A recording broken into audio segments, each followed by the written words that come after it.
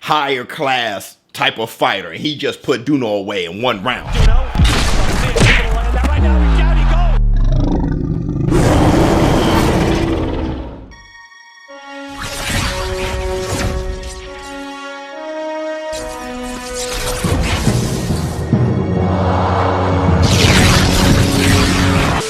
Hi, this is Joe Cortez. You're watching ShowBizz, the adult.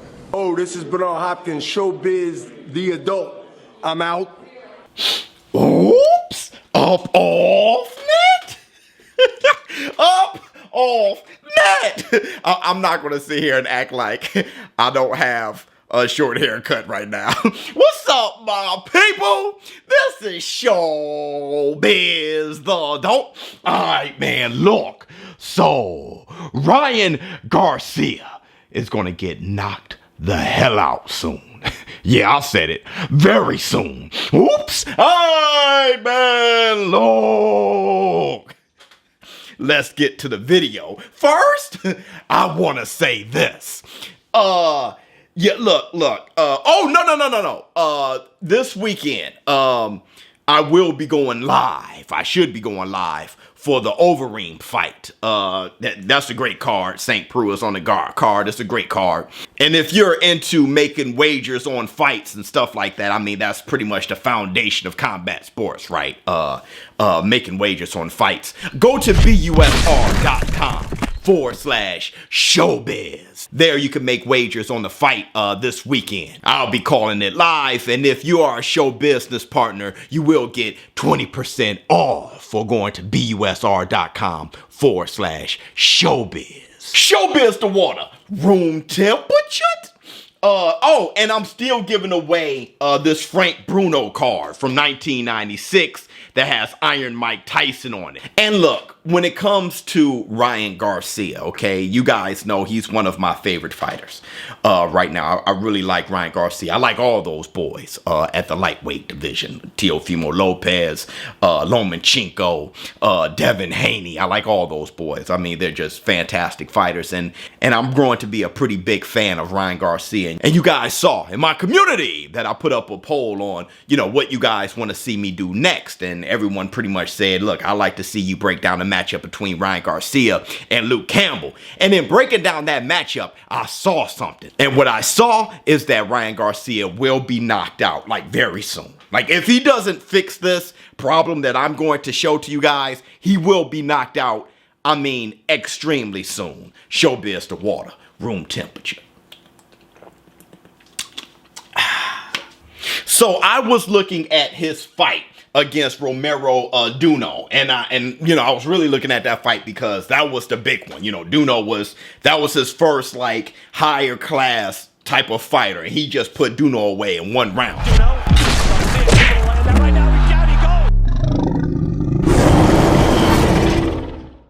And in looking at that fight, I saw something that was pretty big, and I want to see if you guys can see it first. All right, now check this out. I want to see. Now look at it. I'm seeing it already. I want to see if you guys can see it.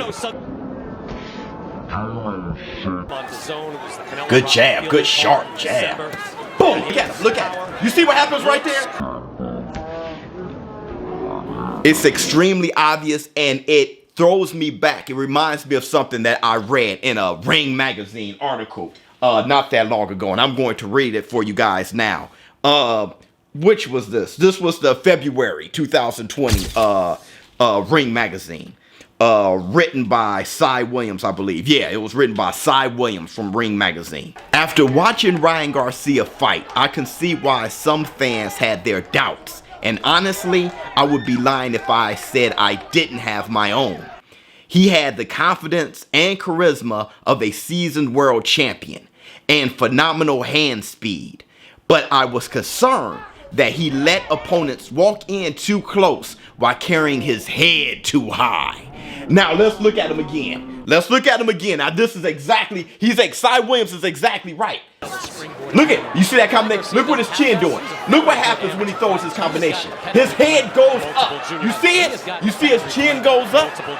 I know this far too well because I've seen this before in some of my favorite fighters. Let's look at another fighter who had the same issue. I'm going to show you two other fighters who had this same issue, and then I'm going to let you know why all three of them had the same issue. Now, the first fighter we're going to look at is Mark Breland. Now, this guy, Olympic gold medalist, fantastic fighter. But let's look at his tape. This is a guy who is a great, fantastic fighter, who is a gold medalist, by the way. But as he throws his punches, his chin, his head lifts up. Now, look what happens to Mark Breland. And boom, right in the exchange. Right in the exchange. Because when he throws his punches, his head lifts. So he was throwing that right hand, his chin lifts, just muscle memory, and Davis was able to catch him. If that's not enough, let me show you someone else. That's right, Paul Williams. Now, you guys, most of you guys remember this fight. When he throws his punches, you know he's going to get caught in the exchange. When he's really trying to sit down on his punch, his head lifts. Bam! His head goes nowhere. It stays high on an island. That's what Ryan Garcia does, and that's what Cy Williams from Ring Magazine was talking about. And this is what they all have in common. This is what they all have in common. They are tall, rangy fighters within their division. What was Mark Breland? He was over 6 feet. He was like a 6'2" welterweight. Paul Williams, he was a 6'1" welterweight. Ryan Garcia, what is he, 5'11" lightweight? Tall, lanky fighters at a smaller weight class. And when you are a naturally bigger guy for that weight class, you can absorb the punches of your opponents. They never really were concerned about moving their heads too much because at their weight class, they can get hit right on the chin. But as long as they're being offensive, they can discourage people from punching. And if they do get hit, they can absorb it. And as they're absorbing it, their opponents open and they're able to knock them out. Paul Williams definitely had that. He was getting cracked a lot as a welterweight. He was absorbing the punches. But when he moved up to middleweight, he never changed. It was muscle memory. He had that. And when he went up against, harder punches, somebody like Martinez or just a bigger guy, he had that same flaw. And he got hit square on the chin and got knocked flat out. And that's what I fear from Ryan Garcia. As a lightweight, he's tall, he's bigger than everybody else, and he has this bad habit. Look, all you need to do is look at Ryan Garcia in the amateurs. Look at him against Devin Haney.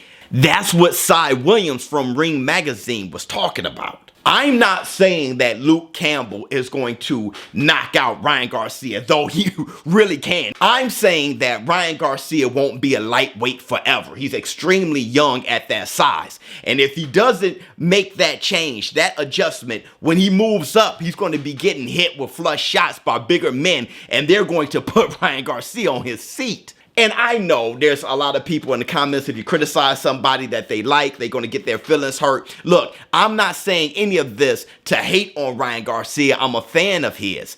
What I am doing is saying, hey, look, I hope Ryan Garcia changes this because I want Ryan Garcia to be a superstar. I want him to be a legend. I want him to be a Hall of Famer. And at 22, 23 years old, I don't expect him to be perfect. And this is one of the flaws that he has. But it's such a glaring flaw that I've seen other fighters of his stature have. And their opponents have been able to take advantage of it. I don't want to see the same thing from Ryan Garcia. Let me know how you feel in the comments below. And look, all you need to do to win this Iron Mike Tyson Frank Bruno card, hit the like button. Make sure that you're a subscriber. Only a subscriber can win.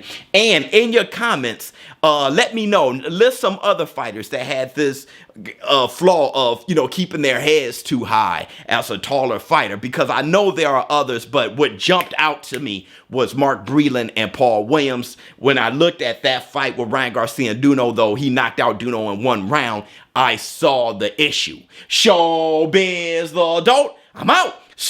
Huh.